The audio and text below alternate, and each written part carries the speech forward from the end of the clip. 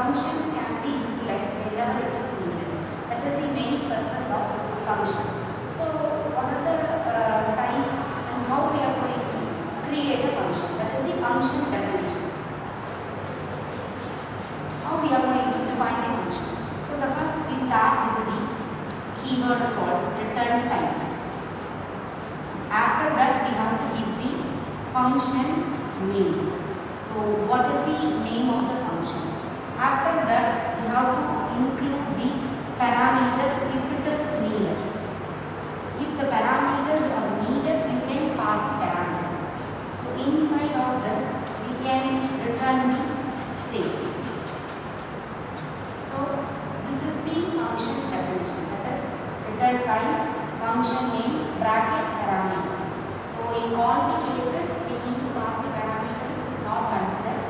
So whenever it is needed, the parameters can be passed, or else without parameters also you can create the function. So here the statements, how many number of line of code you want to proceed further, that statements may be included here. So we have created the function.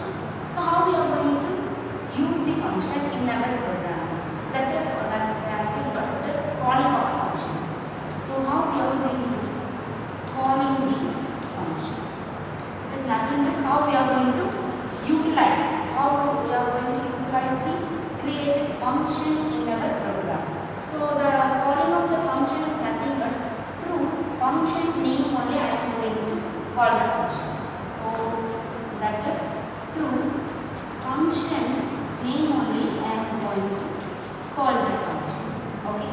If the parameters is passed, you can also include the parameters here. So here I have created the function. So the function is called.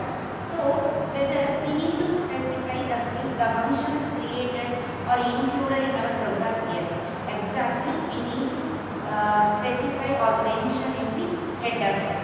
So how we are going to mention the header file means, so we need to specify the return type, so name of the function,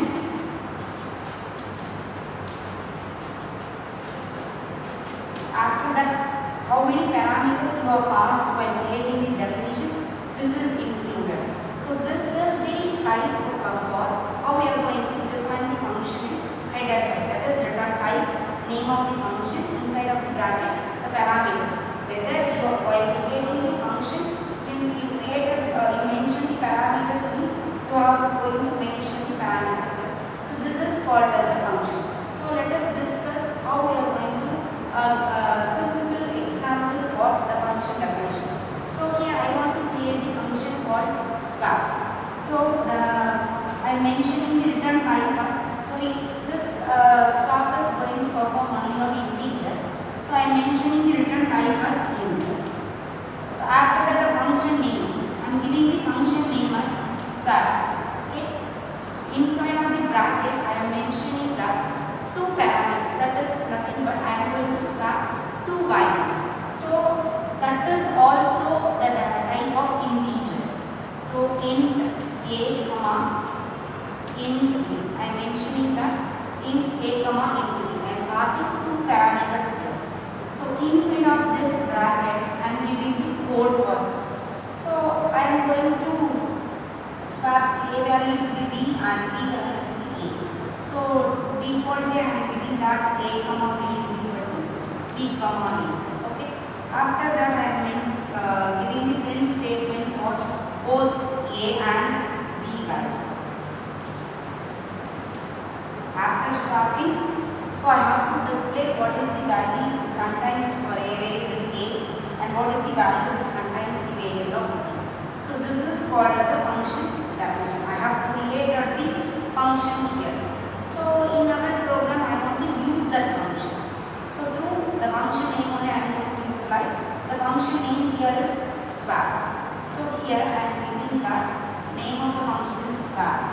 So I have to pass two values. So for a and b. So here I am mentioning the a value is 10 or b value is 20. Whether we need to pass only the values, no, there is no mandate, not mandatory that we are going to pass only the values. We can pass the variable also. So what is that is, the variable must contain the value. So this is how the calling of function will work. So this is the function definition. So in the header file itself I have to mention that is in the name of the function is var. So the parameters int a comma int b. That's all. Okay.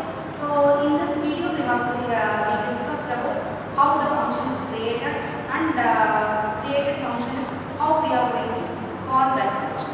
So in my next video we will discuss about call by value and call by reference in functions. Thank you.